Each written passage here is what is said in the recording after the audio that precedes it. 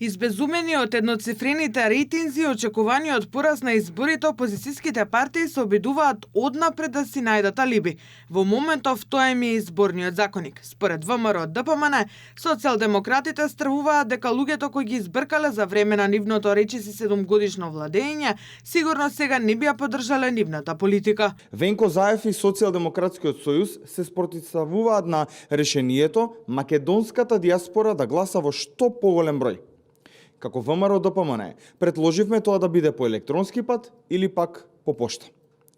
Овој предлог беше одбиен од страна на Венко Заев и Социјалдемократскиот сојуз, затоа што кај ни владее страв за тоа дека граѓаните кои ја напуштија државата во периодот на нивното владење нема да ја поддржат нивната политика, а со тоа ќе доживеат уште поголем пораз на следните претседателски избори. Од владачката партија обвинија дека со блокирањето на новите изборни правила опозицијата не ги иритира само иселениците, туку го доведува во прашање исполнувањето на реформската агенда на државата. СДСМ пак повторно критикува дека со новата изборна регулатива власта подготвувала изборен грабеж. Опозицијската партија, која не учествуваше во пишувањето на законските измени во Министерството за правда, сега бара Државната изборна комисија со консензус да ги утврдува правилата и механизмите на контрола. Позициите на СДСМ за изборниот законник не се радикалистички, како што кажа Мицкоски и како што сака да ги прикаже. Радикален е начинот на кој тој сака да го спроведе изборниот грабеж.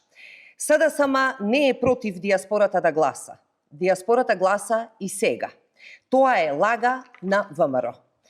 Но сме против начин на гласање кој не обезбедува сигурност, транспарентност и заштита на изборната волја. Премиерот Христијан Мицкоски посочи дека предлогот на опозицијата во дик одлуките да се носат со консензус е неприфатлив за власта, а смета и дека ова радикално барање е ставено на маса за на крајот да не биде постигнат договор. Мицкоски е песимист дека ќе се постигне консензус за овој реформски закон, но и се плаши дека тоа ќе ја забави реформската агенда на владата и наместо 10 од 10, тие на Европската унија ќе испорачаат 9 од 10 реформски закони. Ваквиот епилог е во период кога сигналите од Брисел се дека Македонија солидно ги спроведува реформите.